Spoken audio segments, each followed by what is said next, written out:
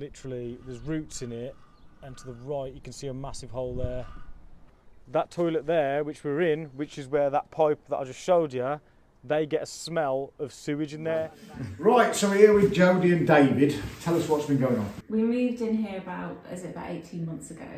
When we first moved in, actually, we noticed there was fleas in here, but it had been empty for ages. So we were like, that's strange, I wonder why there's fleas. After a couple of months, we started to hear noises upstairs above our bedroom, and it was gnawing noises, like really loud in the night, and scuttering and everything like that. So we realised there must be rats, because it sounded too much to be mice. We've been up in the attic and put poison down. We did eat the poison, and then we could smell the dead bodies. It was horrendous. Some smell. Awful. It's like sickly sweet gas smell, I always describe it. It was like in different areas as well. Yeah. We thought, oh, maybe that would work, the poison, but then they'd go away for a while and then come back, and then we'd hear them again, and it was just like, so it's been like that continuous really since we've been here. And we definitely know that they knew that, because when we had a survey done, the surveyor popped his head in a loft and said there is rat droppings in here, but we did, I just think, well, probably every loft's got that, it's fine. You don't know the severity of anything, do you? Yeah, so that's what's been going on really, but they can be so loud, and we've heard them fighting, squeaking and fighting, and it just comes in waves, so they come and they go. Like at the moment, after I spoke to you, we've not heard anything. It's like they knew. Well, that's good, because what will happen, if we sort this out using rat flaps and things like that, what can happen is if you've got a family of rats that are actually living in here, what will happen is quite often that day you won't hear them again, or it'll take around 4 weeks, okay? And what sometimes happens is it sounds like once we leave that it's actually got worse, but that's nothing to worry about. It's actually a good sign, because what that tells us is the alpha males and females can't get back in your house. Right. But now what you've got is a load of teenage rats, and they're all squabbling with each other. So sometimes when you use poison, this will happen as well, because mum and dad will be dead, the alpha males and females, and now all the siblings all want to be the alpha male and female, so they all start squabbling and fighting and things like that. It's classic really, the whole story of this one. Beautiful house, dream house I presume this was, beautiful area. I used to live up in Blackpool myself, so I know this is a nice area that you're in. And it's our first home, and we just thought, oh my gosh, it's so lovely and such a nice area. And but then also we do live across from a school, so we did think maybe it was they're coming from the bins, I don't know. But we have found a body on the driveway, because next door's cat's amazing, and it left a rat on the driveway, so we're like, oh gosh. But also we did receive a letter through the post that was dated from 2008, I think it was, ages ago.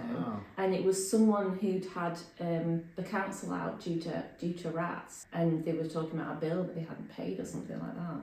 So, so this has gone on for how many years? All that time. Wow. That is a long time. And I thought, you know what, the neighbours probably know, because they probably have, but no one wants to talk about it, do they? That's it. I mean, we find the same kind of stories over and over again, and it's like people they're either living in denial, or they're just lying, or they're embarrassed. And it's crazy, because the truth is most of the places we go out to are beautiful homes like this, absolutely immaculate. It's got nothing to do with dirtiness or anything like that. It's never really having a dirty neighbour or living next to a restaurant and there's piles of stuff outside. It can be something to do with that, but nearly always it's something to do with them drains and the sewers, and that's why it's non-stop, and that's why sometimes you'll get the stench of a dead rat.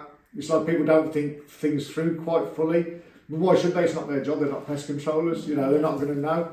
And it's like, so sometimes you'll use poison and you'll get that horrible stench followed by the flies. But sometimes you'll do the same thing and you won't get the smell. So it's like, well, where did they die? Because they went back into the sewer and died down there.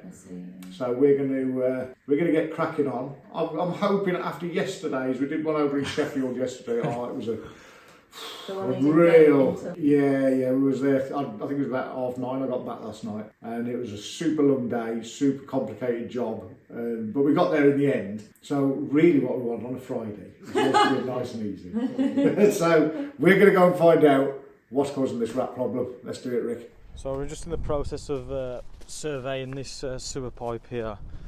There's a bit of a gap round at the top of that, but I don't think that's the issue, because I've had a look at that and there's no rat-sized holes in it. But this here, that looks like it might be disused, so we're just going to flush the toilet just to rule that out and see where we go from there. Are you ready for me to flush, Rick? Yep. I'm flushing right now. Okay, that did what it was meant to do. It's come through that which I thought was going to be the case. Is there a sink in there? There is. Could you run the sink with just normal water, please? Now that's quite concerning because where we are, it's only 3.5 metres. I mean, you could take a metre off, 2 metres off here, so it's literally right there, and that toilet's further back. Yeah, and look, it's coming through where the toilet came through. So I'm going to carry on going and see if there's only one pipe at the end of that. That tells us that this here potentially is a redundant pipe. Now this house, it's always had a problem, hasn't it? The lady was saying once they had a letter that came through in the post from 2008 from a bill that wasn't paid to Pest Control to the local council. So the rat problem has probably been going on from at least 2008. Isn't that mad? They're not coming up over there, are they, Rick? No, I've already had a look. Are you sure, like? Because that's a I've big popped gap it. there, man. I've looked and it's Yeah? not, it doesn't go anywhere. There's actually cement in the corners, believe it or not. Smells a bit ratty down there as well, doesn't it? It smells a bit. I'll get the upstairs toilets flushed as well. We're just going to rule out the other toilets, which I think are going to come out of there because there's a manhole in that garage and there's a soil stack right there. So I think all the toilets are going to come out of that one there. There you go. Yeah. And that's going to be to that manhole back there. Now there's another thing that I've just noticed.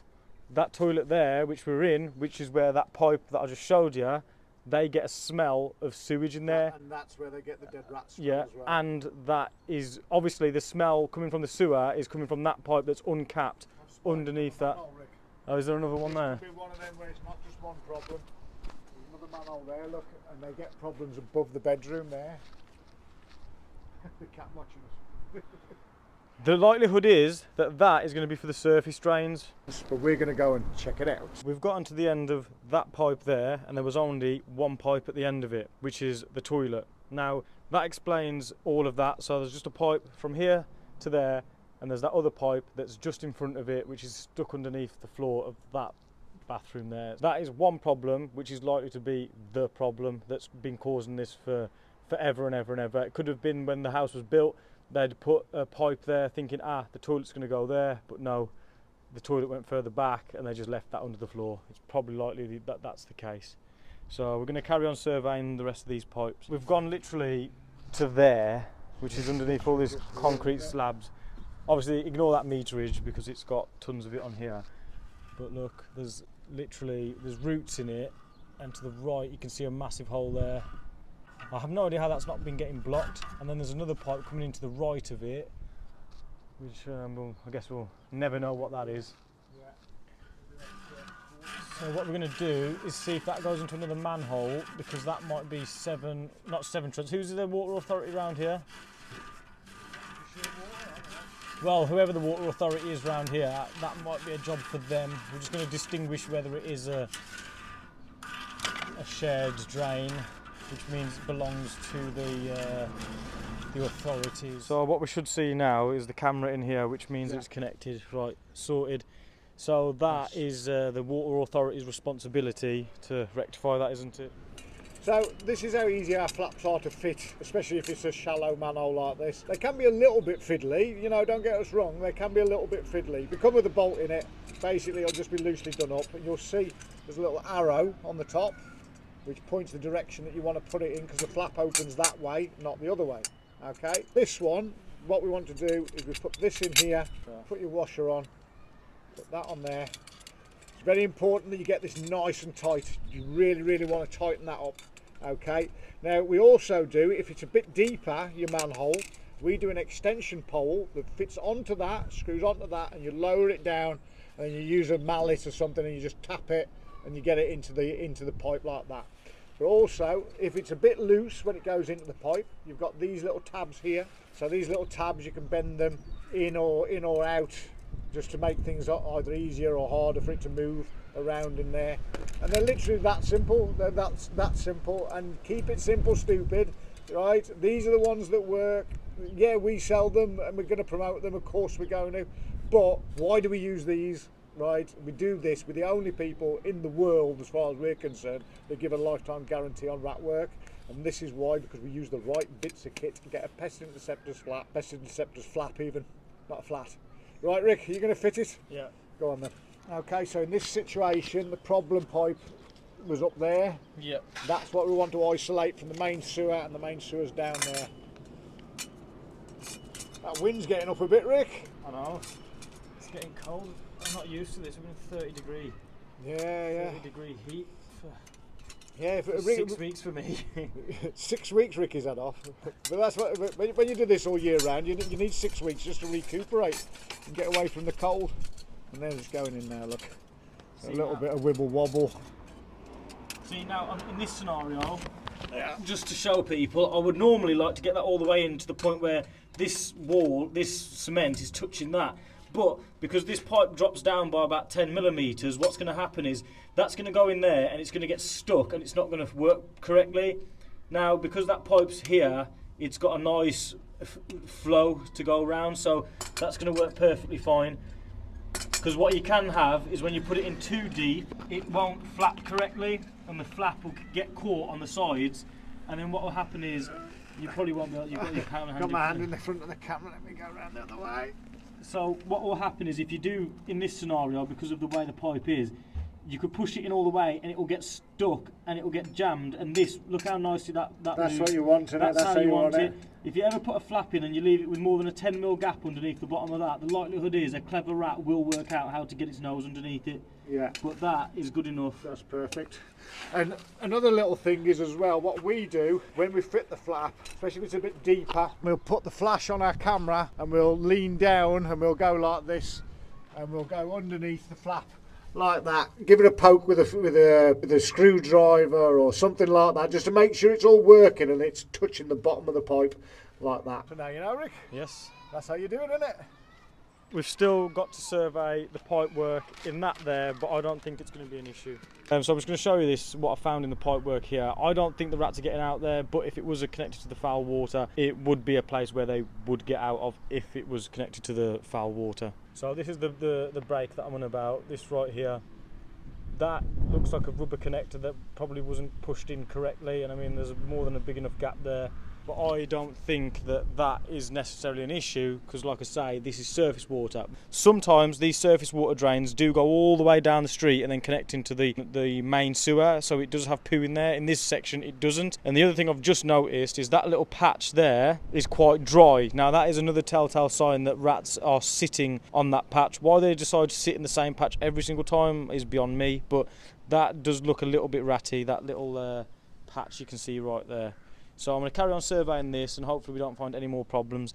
What I think we might do is put a flap on that pipe there, because it only goes from there to there, which is still close enough to potentially cause issues in the future, and we like to be double sure. What Ricky's going to be doing right now is he's going to be fitting another flap, because if you're fitting flaps, right, and you're going to do it and you're going to get in horrible manholes and stuff like that, and you haven't got a camera like ours, what you want to be doing is fitting as many flaps as you can physically fit, really. So, but what Ricky's got there is the fitting pole that we also sell. So basically that pole screws onto that bolt we was talking about in that other manhole. That's why you need to have it tight. And that's one of the reasons you have to have it tight. And then basically you slide that down into there. And these really work best on the more modern manholes, don't they? A lot better. This stuff is an absolute nightmare, but I've fitted thousands of these, so I'm kind of... Yeah, Ricky's got a bit of a dab hand of it. Then you basically just tap it in. But because this, oh my god, look at the size of that thing. That's one of them ones that bites you, mate. Look at him. Bloody hell. He's a beast. Your battery's about to go on this camera, so you just have to trust us. That's how you get one in here. Oh, there you go, Sid. In it goes. There you go. And then because that's nice and tight, you can unscrew that. Yeah. And then the fitting pole. It will always come undone. There you go. Okay, just another thing as well, if you're buying flaps off us, right, don't try and return them if you've got them out of the packaging, because we won't give you a refund, okay, because we don't want to be handling stuff that's covered in human excrement. So we won't do returns unless it's still in the original packaging. Be certain you want one, be certain it's the right size. Don't take it out of the packaging unless you're certain, okay. And if you need a fitting pole, we sell the fitting poles as well. Done. Lovely. That was a nice one for a Friday. So you're going to be rat free from now on, and if not, you just give us a call. You got me on WhatsApp. Awesome. Cheers, mate. Cheers, buddy. Let's go, Rick. I'd love to say let's go to the pub.